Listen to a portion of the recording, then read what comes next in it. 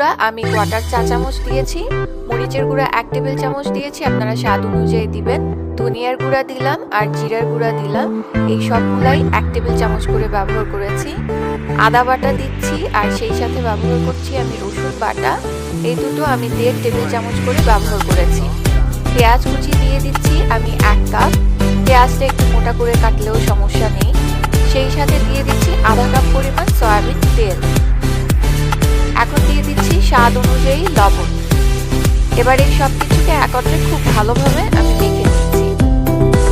আর এভাবে করে সব মশলা একত্রে মাংসের সাথে মেখে নিয়ে তারপরে রান্না করলে কিন্তু সময়টাও সেভ হয়, আর এতে কিন্তু মাংসের স্বাদের কোনো হেরফের হয় না।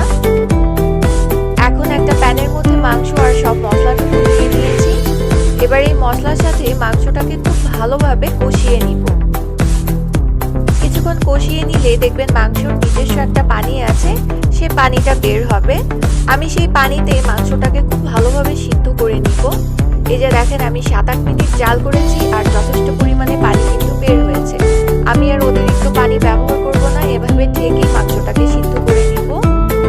প্রয়োজন করলে আপনারা এই পর্যায়ে একটু পানি দিয়ে তারপরে মাংসটাকে ভালোভাবে সিদ্ধ করে নিতে পারেন।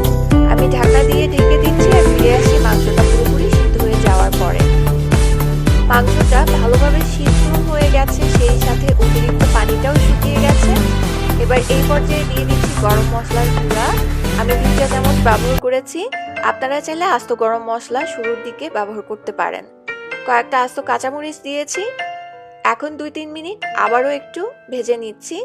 খেয়াল রাখতে হবে মাংসতে যেন কোনো পানি না থাকে, একদম ভুনা করে নিতে হবে, মানে মাংসের অতিরিক্ত ঝোল বা পানি এটাকে শুকিয়ে নিতে হবে। তেলটা ঠিক এভাবে ভেসে উঠলে এখন মাংসটাকে চুলা থেকে নামিয়ে নিতে হবে। মাংসটা এখন খিচুড়ি রান্না করার জন্য রেডি। খিচুড়ি রান্না করার জন্য প্রয়োজন পড়বে মুগের ডাল। আমি এখানে মুগ ডাল নিয়েছি প্রায় 1 কাপ। এখন মুগ ডালটাকে ভেজে নেব, আর ভেজে নেওয়ার জন্য কিন্তু চুলার আঁচটাকে কমিয়ে তারপরে আস্তে ধীরে ভাজবেন। যখন রংটা একটু চেঞ্জ হয়ে সুন্দর একটা ঘ্রাণ বের হবে তখন নামিয়ে নিতে হবে।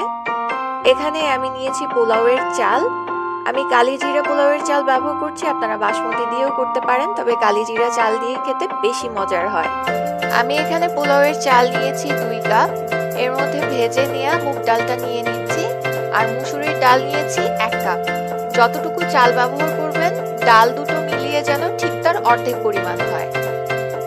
আমি এখানে 2 কাপ পোলাওয়ের চাল নিয়েছি, দুটো ডাল আছে, 1 কাপ করে 2 কাপ।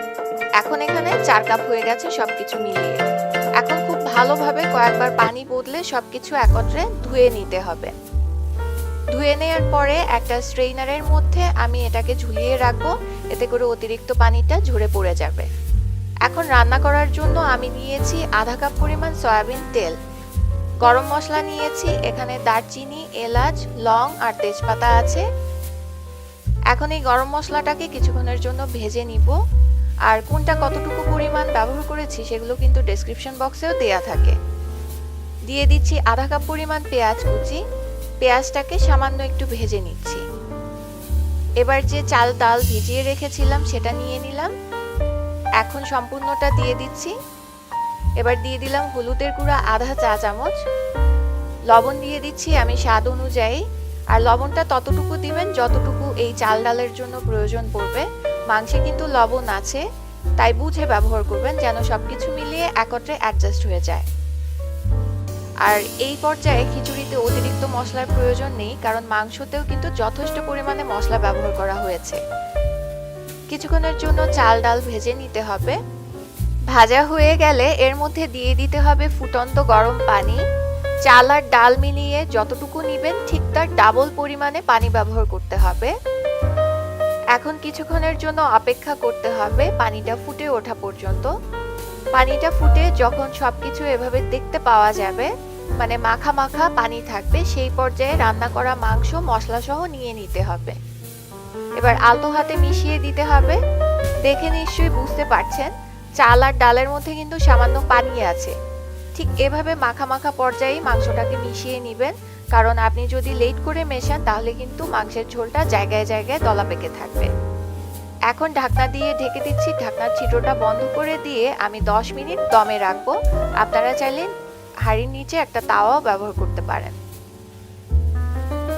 ঠিক 10 মিনিট হয়ে গেছে। এবার দিয়ে দিচ্ছি আমি পেঁয়াজের বেরেস্তা আধা কাপ, ঘি দিয়ে দিচ্ছি 2 টেবিল চামচ পরিমাণ, আর কয়েকটা আস্ত কাঁচামরিচ ব্যবহার করছি।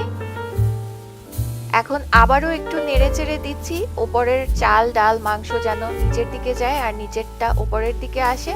এবার আবারও ঢাকনা দিয়ে ঢেকে আমি অপেক্ষা করব 9 থেকে 10 মিনিট। হয়ে গেছে খিচুড়ি, এবং দেখে নিশ্চয়ই বুঝতে পারছেন এটা কতটা ঝরঝরে এবং ভুনা হয়েছে।